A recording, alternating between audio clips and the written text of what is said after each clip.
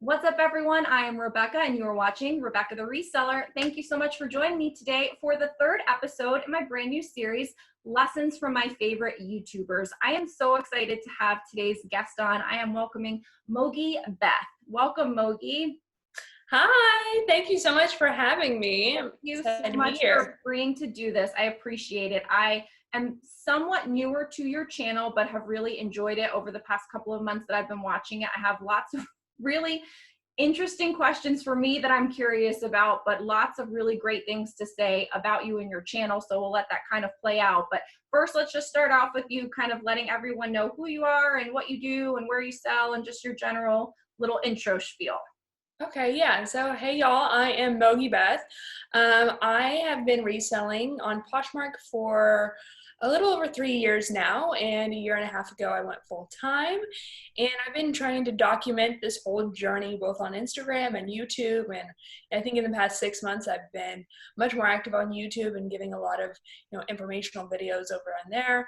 So yeah, we now have an office space. My boyfriend is now full time with me, and we're just growing, and it's really exciting and fun reselling journey. Awesome. Well, you've done a great job with it. I mean, obviously I don't know all the ins and outs of your business, but through watching you document it on YouTube, I just have nothing but really good things to say as a viewer, and someone who also obviously resells and has a channel, that you seem to be making all the right choices. I would imagine that behind the scenes, perhaps that may not be the case. From a viewer perspective, like, you seem extremely put together. You know what you're doing. You know what you're going for. You present it well. You speak well. Like, your videos are great. And I feel like in reselling, and I don't know how many other resellers you watch, but we run the gamut, right? Like, there are some that are extremely produced and very not controlled, but and not scripted, but very specific. And then there are the ones all the way on the other side of the spectrum that just hop on and are a hot mess and whatever. And that's okay, because we're all home and have a hot mess side to us. So that's fine and very authentic. I feel like I'm somewhere in the middle. Yeah. I want to try to be better produced and have better content and more editing, but I'm also a hot mess. And so that shows, and that's okay. But I feel like you are even farther ahead than I am on having a very well put together channel, which makes me think that your business is also very put together. So I just asked you, as like kind of the first question, is that really the case? Are you really that put together? You do such a good job, or are you a hot mess on the inside too? No, yeah, definitely a hot mess. I think especially, well, my personal life is especially a hot mess, like my kitchen, hot mess zone. But my business, I've really figured out the areas in which I don't allow myself to be a hot mess anymore. Okay. And I try to be pretty strict about those things. But when it comes to, organization in terms of inventory, I mean, there are piles, like little mini piles throughout my office of this, or like bins really, right, of this is stain treatment, just like anybody else. Yeah. And as far as YouTube goes, it was hot mess in the beginning for sure. I think it has to be in the beginning, but I think Matt has really helped me take it more seriously. I think he really sees the potential in it. And so he edits a lot of my YouTube videos now. And like this weekend, we put together a few different things, like a new channel banner and a new outro screen. Right. So we're trying, making small improvements along the way, but, it's just a little bit at a time and a little bit of improvement here and there. But that's trying our best. And like anyone else.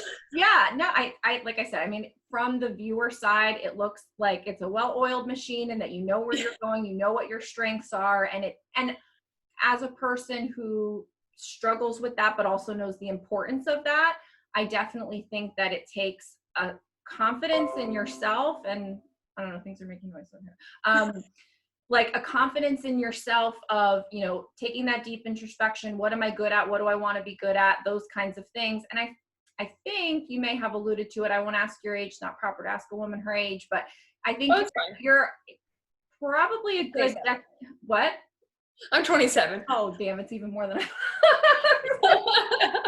No, you're a decade younger than me. And so I find that for someone who is at the stage in your life to have all of that, and to be able to speak about it so well on her YouTube channel, put that out there to people like me who get value from it is amazing, you know, because I'm not even there yet and I'm at 10 years past you, you know, kind of thing. So I find it amazing. And I just wonder, where do you get that confidence or that sense of self-awareness to put that out there to people? You must have it in yourself.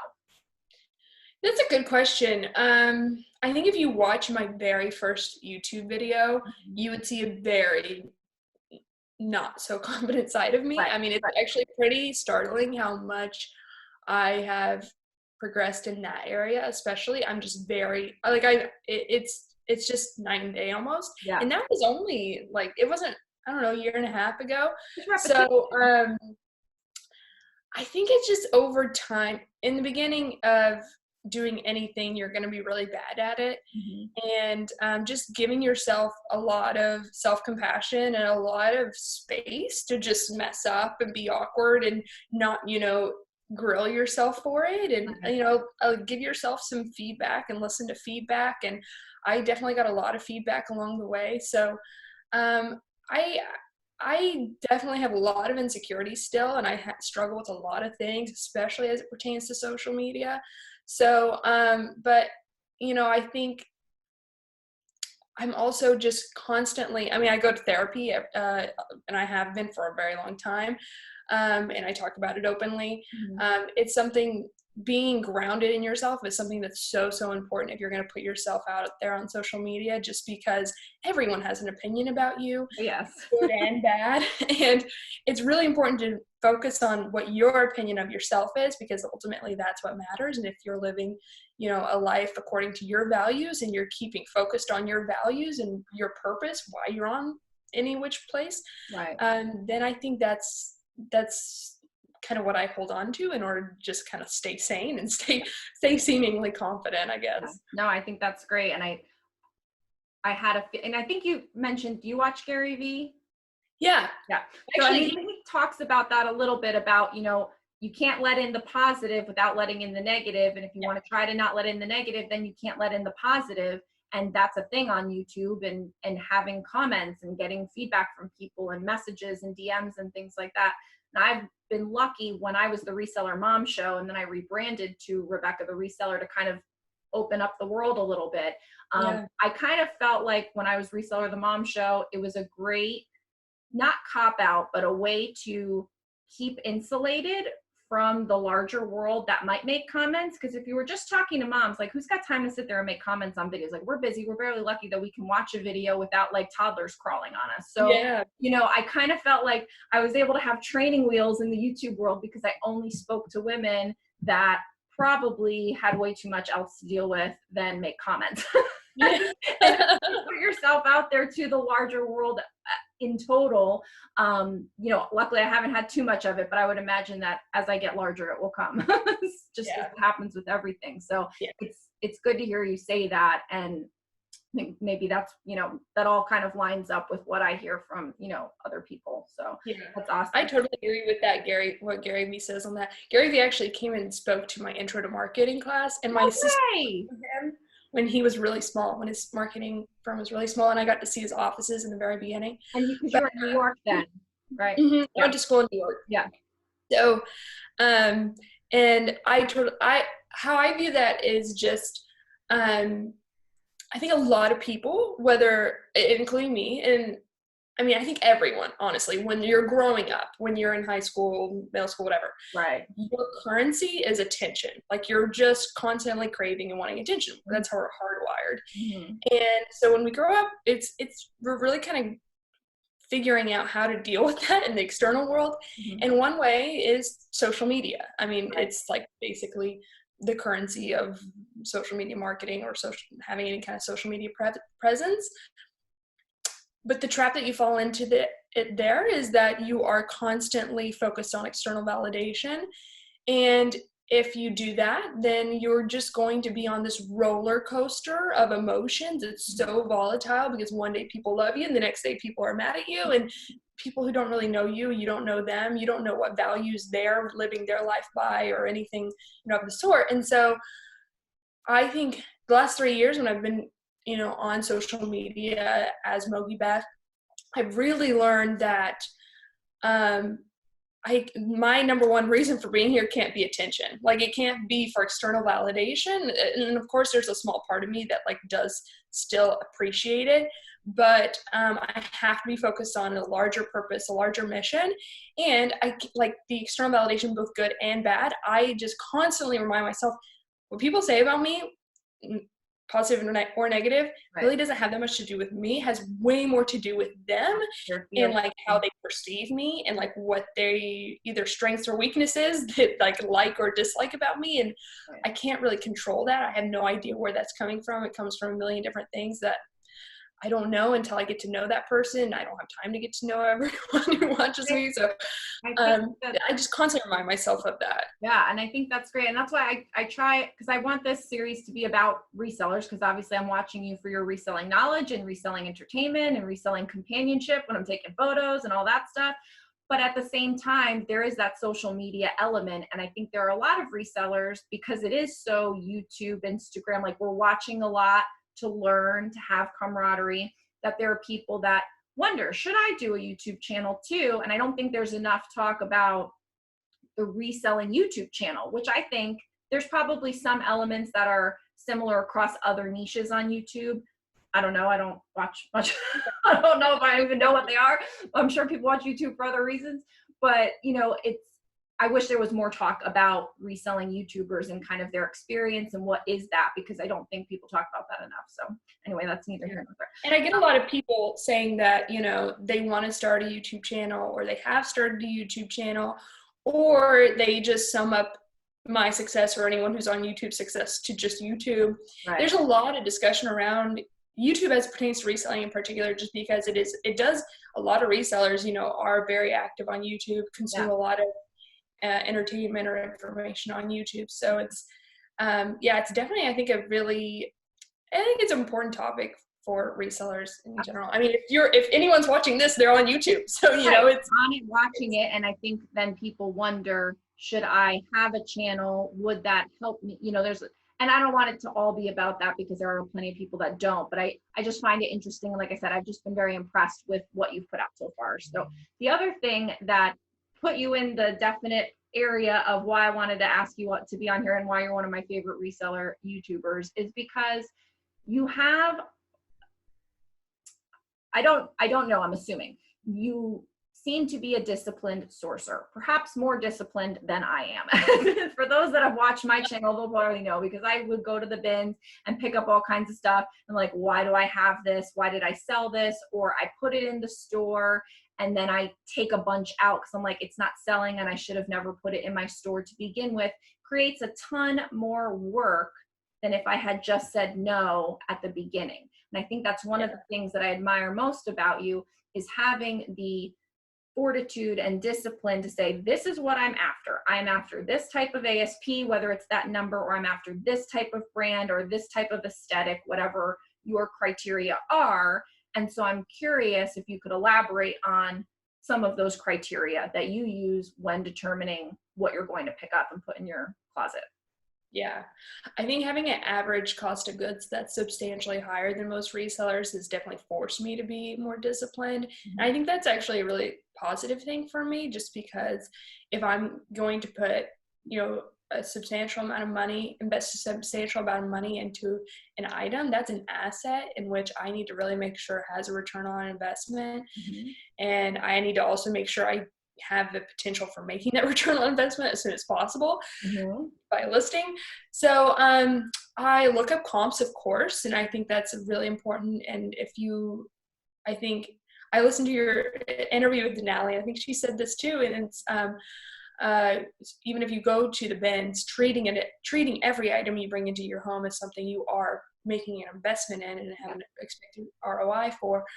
And so checking comps, I think, is number one. And then also just having I think, especially if you're someone like me, I like to do a lot of like retail arbitrage, a lot of consignment store, because I like to buy more current styles and more current trends. Mm-hmm.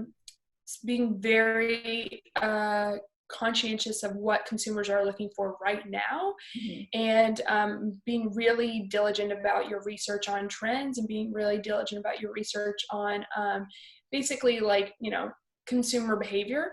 Mm-hmm. So I not only look at comps, I think comps are good. They're a good launching point, but they don't really tell the full story, because again, like Poshmark comps, for example, range years and years. So you're not really seeing what is selling now. A lot of what I pick up doesn't have a lot of information when it comes to comps. So it's really just being like really immersing myself into first understanding who my target customer is, and then immersing myself into the different blogs, vlogs, retail stores, and everything in between that really influences their purchasing decision process. Right. And I think that that's an interesting point, because I'm guilty of this. As a reseller, I'm not always thinking what's current, what's in fashion. I'm thinking what's selling, what are people buying, what is the reselling community doing, and not what is fashion doing, or what is style doing, or what are people trying to buy right now, because I'm focused on what I can get and what I have access to. This thing says your internet connection is unstable. Well, so many things are unstable in this world. No, like, that never popped up before. Sorry. Like, your internet, you are unstable at the moment. Sorry. Whatever. But like, so because I feel like sometimes resellers, it may be because I'm the reseller mom, right? So I'm coming from, I have 30 minutes at the store because that's the time that my 1.5-year-old will give me when I'm pushing him in a cart around Goodwill, or I only have the babysitter, or he's only in school for 3 hours. So I've got to run to the bins and get whatever I can get in that time, or I'll have nothing to list for the next 2 weeks. I'm starting to come out of that in my journey as a reseller, but because I have a good amount of reselling moms that have watched from before and new people finding me, and they're in that position. Do you think that if you made that shift, I would imagine it'd be rocky in the beginning of going from a what can I get to a what am I looking for mindset. Do you think that it's harder to do that? Like, do you think that the research is harder and the mindset is harder to become that type of sourcer versus where I'm coming from and what I've just explained as far as like looking at what you can get versus what you should be looking for as far as demand goes? Yeah, I mean, I think it's very important for me to acknowledge that everyone has different limitations, because not everyone can have the same business model that I do, and vice versa. Like, I can't, for a long time I lived in Kansas and I didn't have the bins, so I had to come up with a different way to source, and our Goodwills weren't great. So I think it's really, really important to acknowledge your limitations, but also I think even if you are living in a place that is not necessarily like bursting at the seams with trendy items, I think it is really important to start to shift, not from, understanding what is available to you, but also understanding, okay, within what is available to me, what kind of customer base can I address here? Because there's plenty of different, demographics and so forth that you can address. And then what are they looking for? It might not be trendy, it might not be, you might be just looking at completely different things, and you might be really trying to understand a completely different, consumer behavior mindset, or different type of, behavior. But it's just really, I think, I have a degree in marketing. We talked about in my marketing degree, how to price items, and people price from either your cost, or you price on demand based off of what demand is. And I think it's just shifting it from what is available, like you said, to what the consumer is looking for. And even if that is something that, people love to shop Gap, people love to shop, things that I don't pick up, they sell. And I just I have no idea what that consumer honestly is looking for. Like, if you were to hand me those pieces, I would be like, zero clue, because I don't specialize in that. But there's definitely a big market there. And there's definitely a business model there that's really successful. But I think it's not going into a thrift store, like you said, and being like, Gap, okay, it's Gap. Okay, is this a style or a piece that is something that my preferred target customer base is looking for, and really coming at it from that perspective. And I hope that answers your question. No, and I honestly, I don't even know that I asked the question in a coherent manner, because sometimes I have my block of time where my husband is watching Geo, and those that watch my channel, they know, because they know how it goes. I used to batch my content. I've been trying to get away from it so I'd be more fresh, but today I didn't have too much of a choice because I've lost all my kid free time. I homeschool preschool now. So they're on all my kid free time. So I recorded 3 videos before our video, which I shouldn't have done. I should have been 100% fresh for you. Oh no, that's great. But that's awesome. But I think everything that you've talked about is something that I'm exploring and just kind of becoming awake to it. And that's why I was so excited to have this conversation with you. And I don't know, those that watch my channel, perhaps that interests them, perhaps it doesn't. But I think recognizing how important business model is, like, some people just see resellers. We watch hauls. We don't know what that person's business model is necessarily. Yeah. We don't know what our business model is sometimes. We haven't put that thought into. We're just coming off of what content is out there and what can I get. And it's all kind of haphazard. And I'm really starting to awaken to that idea. And that's why I think I am drawn to yours, because it does seem like you, from your marketing background or from whatever else that has led you to this, which that question's coming up, has led you to the ability to think about those things and deliberately make choices rather than grabbing at whatever, you can. So I just wanted to point out to you how much I appreciate that perspective being brought into, the reselling community with your YouTube channel and the way you talk about it. Where does that business knowledge and sense come from? Because even just in this conversation, you have dropped several key terms that most resellers don't hear in reseller videos, between your target market and your audience. And I didn't take all marketing classes. I was a sociology and communications major, so it was more broad, but all of those things are familiar to me. And so I recognize them, and how much knowledge you have in that area that isn't really being talked about in the reselling community that much. So is it just from your degree? I think you've mentioned that you maybe have family members that were big in business and kind of talk to you a little bit about business. Do you want to elaborate on that a little? Yeah, totally. So, okay, before I get into it, a book I highly recommend everyone read for this topic in particular is called The E-Myth. And it talks about how the difference between people who start businesses, the E-Myth is the entrepreneur myth. So people who start businesses think they're entrepreneurs, but usually they're actually technicians. They're good at whatever it is, the inner workings of the business they're really good at. So they're really good at reselling, for example, but they're not really good at running a business, which is actually what their job technically is. So that's something that I'm constantly focusing on, is like, I have really honed my skills in terms of reselling, but something that I'm doing now really consciously is, okay, I need to be delegating those things and then working on the business, not in the business. And I think that's something that, isn't necessarily for everyone. Some people want reselling to be a job and not a business, and I think that's completely fine and great.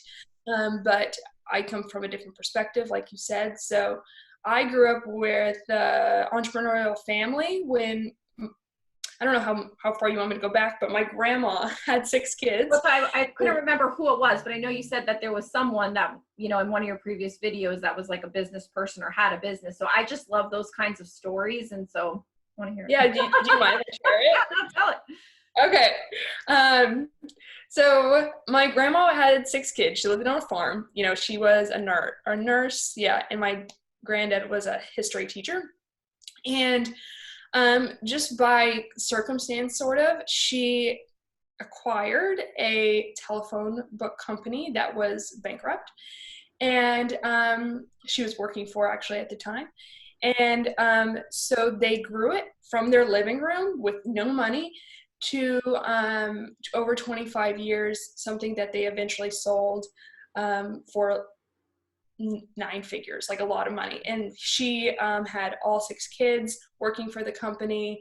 And just like, so over my lifetime, I didn't get to see all of it. I got to see the tail end of it. So it was like, I got to see like the good years where they're like, you know, whatever, doing well. But there was a lot of, you know, definitely a lot of, you know, up and down throughout that 25 years. But I got to see, okay, this is what life looks like. My dad retired at 40. Like you know, he's just like, it's just a very different perspective that I come from. Right. And everyone in that side of the family is super entrepreneurial. So I just always, my whole life, wanted to be an entrepreneur. I was like, okay, that is the job for me. You know, that's what I'm going to do. And I would constantly try to, like, you know, my family's actually not, they're not like calling me, giving me business tips. They're actually pretty like focused on their own stuff. But I was constantly trying to pick it up, you know. What? You must pick it up along the way. Just yeah. I was influenced for sure. Yeah. And so I went to business school at NYU, and I didn't really know what kind of business I wanted to start, but I knew I wanted to start a business, and I thought it was going to be in hospitality. But everything, I mean, my whole life, that's just how the lens by which I've seen things is, okay, where are there problems in the world where a business idea or a business venture could really solve or improve? And so reselling is actually, I fell into, you know, kind of, I actually started reselling when I was 16, and I started a Etsy shop when I was in high school. And so reselling was something that I actually kind of fell into, and I never ever thought it was going to be something that I did long term. But then once I started doing it again, I really loved it. And I was like, okay, I'm just going to go full force here because it's something I really, really enjoy. And we'll see, like, you know, if I can apply some of my understanding of how to, you know, start a business to this world and see what can happen. And that's kind of what we're in the midst of. And so, yeah, I constantly read business books. I constantly like inundate myself with that kind of stuff, and it's really my passion, my interest, and it's where I spend most of the time. So. Is it your do you have other hobbies, or is business your hobby? I know, I get that question. I'm really into psychology. I like reading stuff within there. I actually really like children's psychology, and I like marriage psychology. Like, I love relationship psychology and stuff like that. But and then I like playing video games, which is a weird thing. But I wouldn't have guessed that. But and I've had hobbies in the past. Like, my whole identity used to revolve around cooking. We renovated a house from the studs up one time, but right now it's really work, and I really like work. So. Well, I mean, I feel like I think about sometimes in exploring the YouTube channel, they say you should do a YouTube channel about what you're passionate about. And I've thought about, over the course of, I've been doing it a little over a year, like, should I keep doing this? Does this make sense for me? Am I going to be successful at this where it justifies the time that I spend? Because I've already identified that I love doing YouTube. I like having the conversations. I love being in the comments with people. I love creating the content and learning all the new skills that go along with trying to become a better YouTuber. That's great. I dig that. I think that's fantastic. And so I wanted to identify, was a reselling channel right for me, or should I find something else that I love that would allow me to do both and meld those two together? And then I realized I don't have any other hobbies. I don't want any other, business is the hobby. Like, I love doing the things of making the business, whether I'm good at it or not, really actually even matter, other than the fact that it would cost money if I was bad at it, you know, wouldn't make any money or whatever. But I love that. That's what I enjoy. And the people that go along with it and the skills that go along with it. So then I ultimately decided, okay, reselling channel it is. Like, it may morph into different things in the future, but it's going to continue to be along the business that I'm in, which now is reselling. And so I just find it very interesting that people that have good business sense like you do, and it's also a passion of theirs, you've been able to create your whole little complementary set of things that interweave with each other. You know, it's a web of revenue streams that all complement each other. And I think you do it really well. And so, I appreciate you putting that example out there. The next question that I wanted to ask is about your Poshmark closet itself. And you kind of mentioned it when you said, your target market, your target audience, who is your customer. And so then that leads me to believe that you do describe your closet as a curated closet. Yeah, I mean, and person in mind. I guess there's a spectrum of curation. Right. I think it's a hot topic right now. People are curious what they should do with that. Should they have one? Shouldn't they? I've been on the fence about it too. So as someone that talks about a target customer, I'm just curious if you think that then you have a curated closet, or do you view it a little differently? So I think 99% of my sales still probably, I mean, this is, speculation. Okay, at least 90% of my sales come from search, and no one's looking at my closet. Like people aren't just shopping from my closet; they're shopping on the app or whatever reseller platform from search. So does curation really matter in that sense? I don't, if you're planning on building a huge social media following, I'd say yes, but otherwise probably not. But I do think it's really important because, for one reason, kind of what I alluded to earlier, is that you just if you're understanding one, customer really, really well, then you can get really good at providing them with what they're looking for. Mm-hmm. And I think the more you can really niche down and really focus on what you are really good at and what you can specialize in, mm-hmm. then I think that is a much easier way to grow than constantly trying to figure out what sells generally, right? Because that's going to constantly just be shifting in a million different ways, and it's hard to keep up with, right?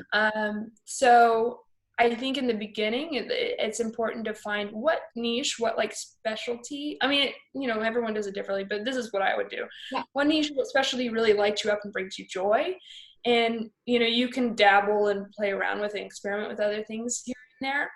But I think if you can get really, really, really good at one kind of category or one type of customer or target market, whatever, mm-hmm. Then I think we'll start to see a higher sell-through rate, and that's kind of ultimately what we're all going after. So when you're sourcing, whether it's online or in a physical thrift store, whenever we can get to do that again, oh, the glory days. Do you have this woman, this female in mind? Do you because sometimes they say when you have a YouTube channel, you should have an avatar of who you're talking to. You should be able to see, I'm talking to my so-and-so, and she's like this, and she has blah, blah, blah. Do you have that for your buyer, for your Poshmark closet? Yeah. That's awesome. I think of I mean, honestly, I kind of think of myself, which is, I think makes it easy. And that could be it. I mean, for me, it wouldn't be me, because I wear, leggings from Walmart, whatever I happen to find in the bins. This happens to be a Lululemon top. It is the only Lululemon I've ever kept for myself. Yes.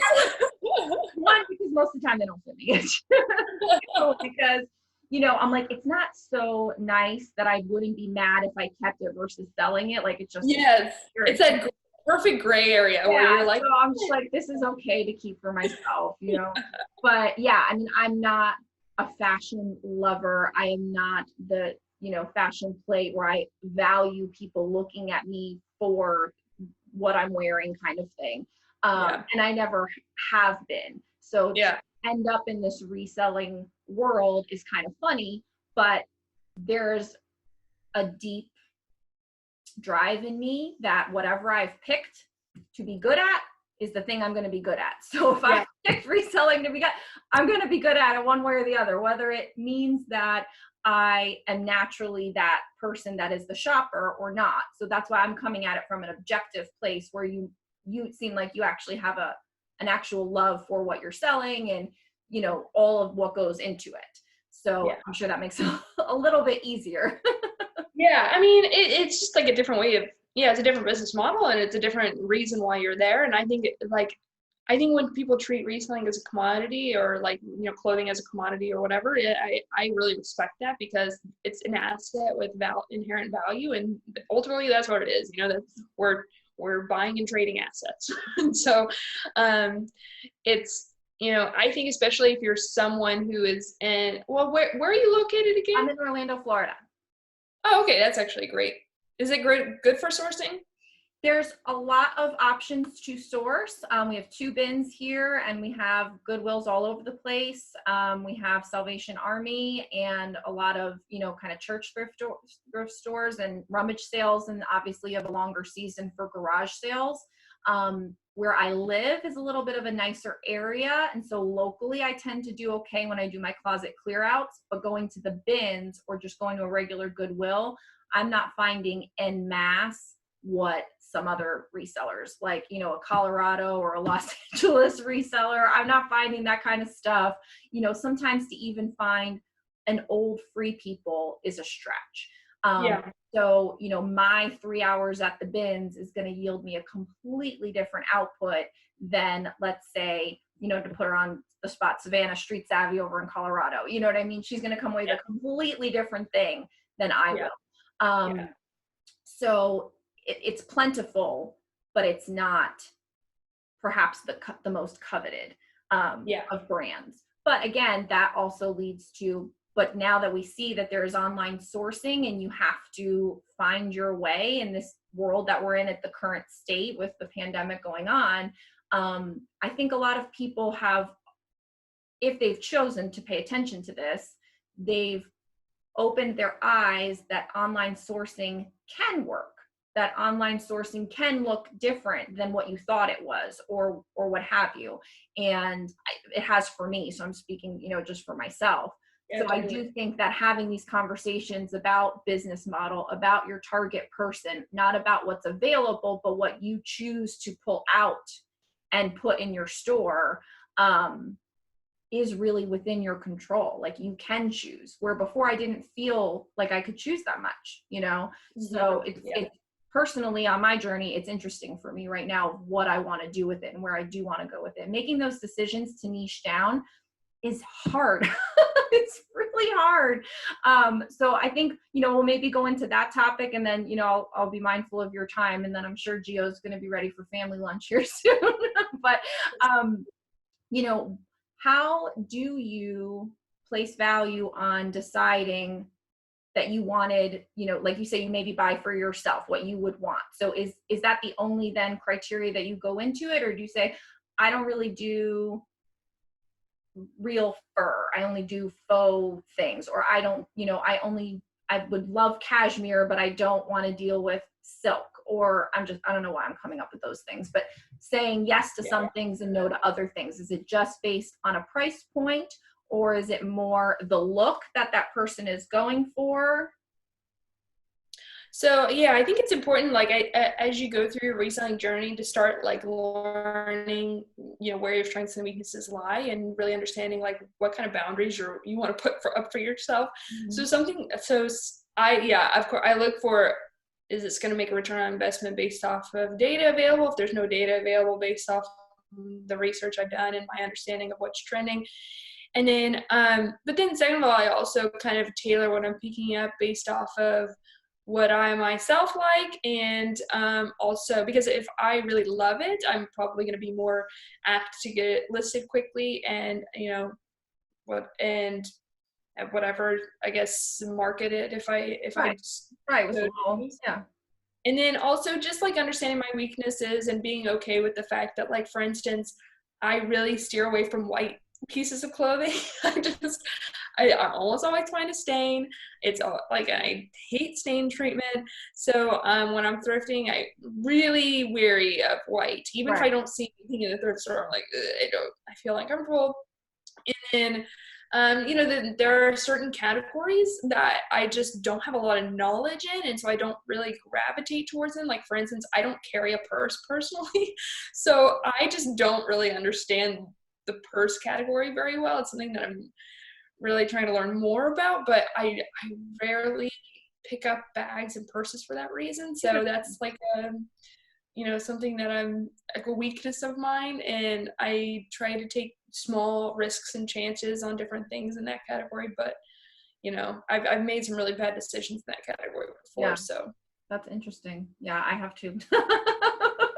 Yeah, I don't do much with purses anymore, but I think that's interesting, and I appreciate your, viewpoints on a lot of this stuff, because like I said, all of this has really come through in watching your videos, and I'm sure a lot of the folks that are watching this have already watched several of your videos. If you haven't, you need to be going and watching her videos, because from the very first one that I saw, and I can't remember which one it was, but it was like, okay, this is a completely different voice in the reselling community. This is someone that is speaking from a business perspective. And again, to add your age into it, I can appreciate it even more, because it's someone who hasn't been around doing this for, even though you've been reselling since you were 16, generally life on the planet speaking, it's a perspective that is refreshing, because I think we do get very much in the reselling community caught up with a lot of what sold, the haul video, the bit, it's not so deliberate. It's what's in front of you. And for someone that, from my perspective, I try to be deliberate in things, but I get caught up. I get, whether it's shiny object syndrome, or I just don't always trust my gut of what I want, because I haven't given the time to research and marinate on what I want. Your voice is a nice one to have and to listen to with regard to those things. So sorry if I'm not making myself completely clear, but I just want to express to you, and for those that are watching that maybe haven't spent a lot of time with your content, to really take those kinds of things away from it, because it's a completely new and unique addition to the community, I feel.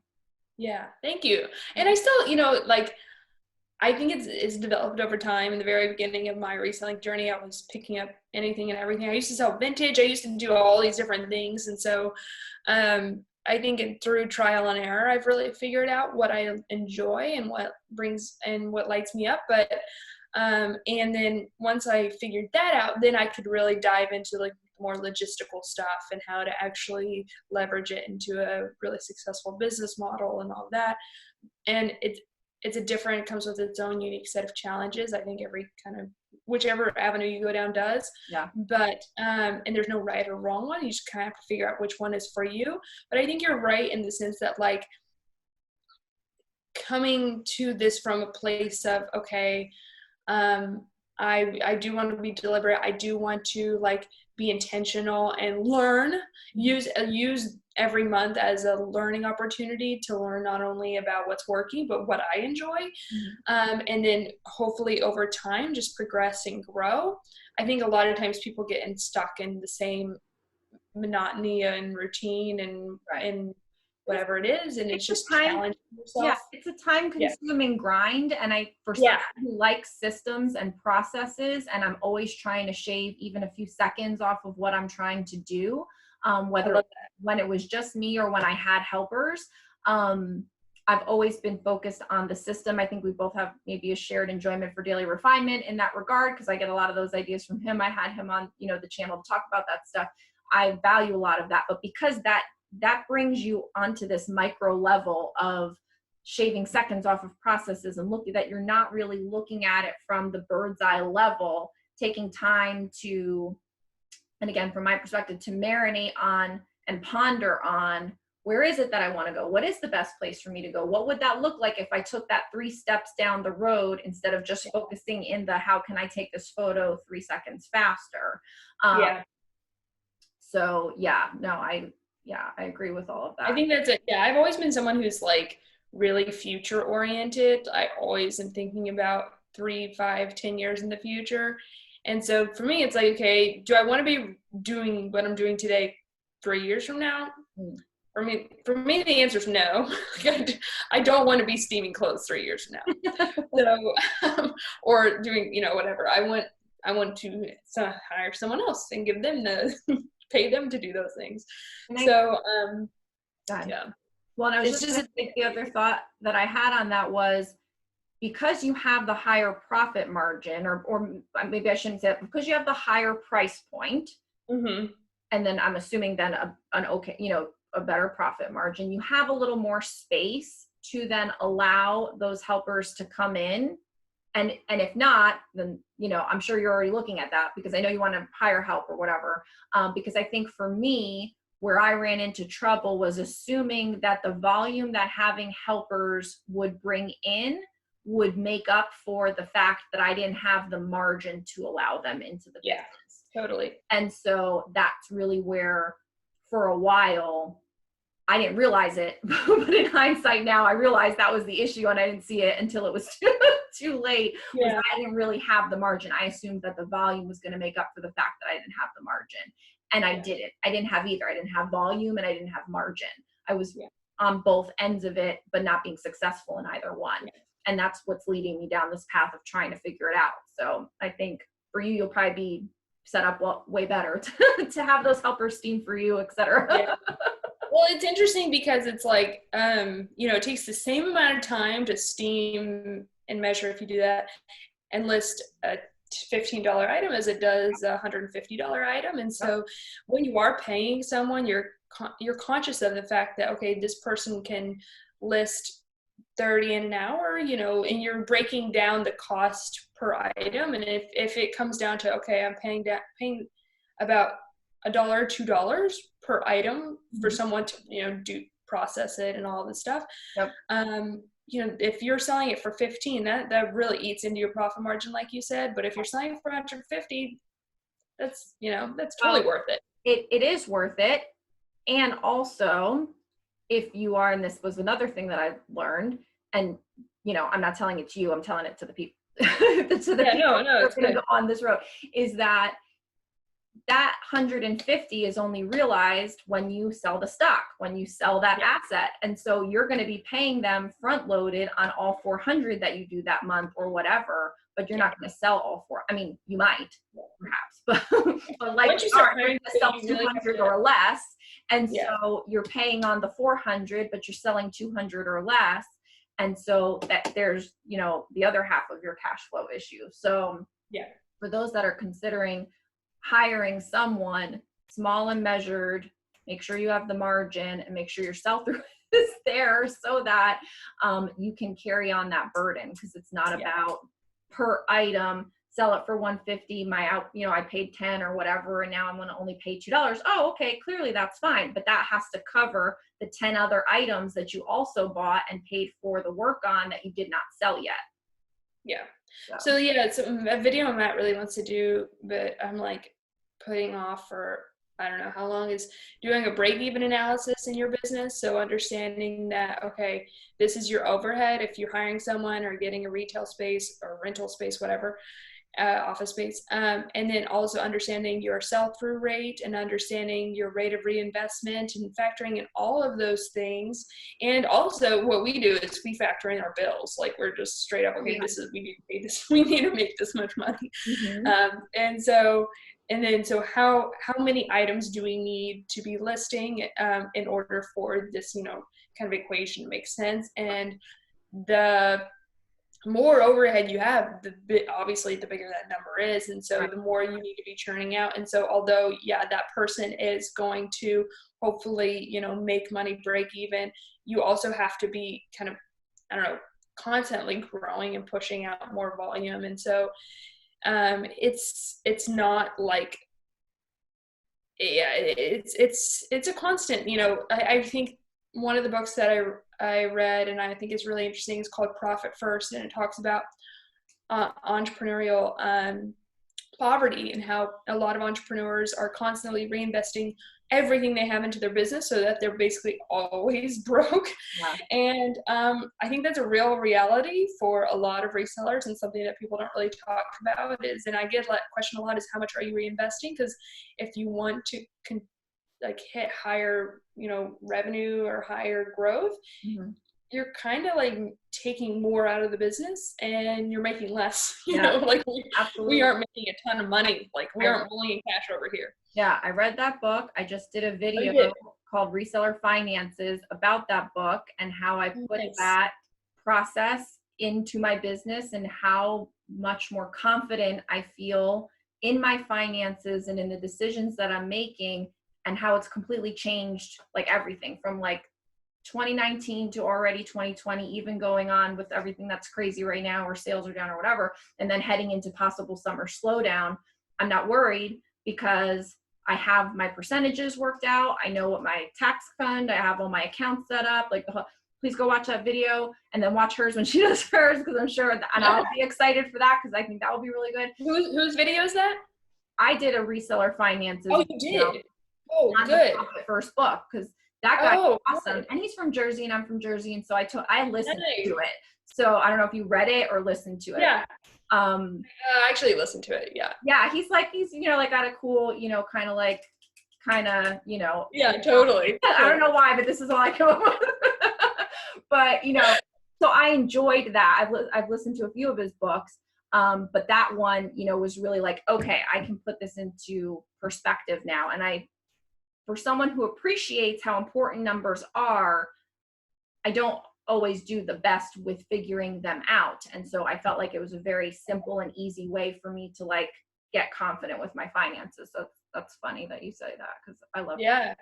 There aren't a lot of books like that out there, so I really do appreciate that. No, and I think there's I don't think every reseller is into books, but I think there's definitely a subset of us. I think we should have like a reseller book club, because it is nice sometimes to want to know what are like actual worth reads or worth listens to, because sometimes, you go an hour or two into the book, or you read, 50 pages in, and you're just like, okay, there goes that, and it's like, I was really hoping, because I have a goal for my books. This year it's 20 books in 2020. Last year was 18. The year before that was 12.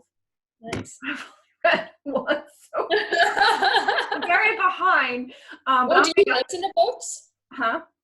Do you listen to books? Yeah. Are you counting those? Yeah, I don't do the Audible thing. I know a lot of resellers, they want you to do the Audible thing because we get a little kickback from it. I haven't signed up for, I should, but I haven't. I haven't either. The free, like my library does a free thing with an app. So you can just go through the library card on an app. I don't even know what it's called.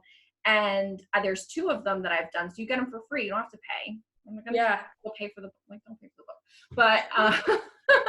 But yeah, so I dig listening to them, but reseller mom years, that's how you have to get content these days. You can only listen. You can't read anything. A book will not last. But I do miss reading physical books, but someday when Gio's older, I can read real books again. But anyway, I will not keep you. This has been a great conversation, maybe just selfishly for me, because like I said, you are one of my favorite YouTubers. It's been a short while, but I appreciate every minute of your content. I feel like you do an amazing job with it. And for those, that for whatever reason maybe haven't watched it, I'll have all of her information linked down below. Please go check it out and watch what is coming from her, because I have no doubt that it will be fantastic. Definitely one of the ones to watch. And if you have any parting thoughts or words or anything else for the gang, I would love to hear it. They would love to hear it. And then we'll say bye. Well, thank you so much, Rebecca, for having me on. I really, really appreciate it. If y'all want to follow me on Mogi Beth everywhere, it's the same thing. And and I just wanted to, I guess, close by saying that wherever you are in your reseller journey, you're supposed to be here and you're supposed to be learning what you're learning. And you don't necessarily like hear all of the stuff we're talking about and get overwhelmed and flooded and like, oh my God, I can't handle it. Just take baby steps, take one, small improvement at a time. And I think you'll get to where it is you want to go. And I'm still making those baby steps every single day, and I still have a lot to work on. So, that's all we can do. So thank you so much for having me on, though. Absolutely. Thank you so much. It's been fantastic. For everyone that's watching, thank you for watching. Please go ahead and give us a like on the video on your way out. Comment down below with any thoughts that you have. I read and respond to them all. And I will see you in the next video. Bye. Button.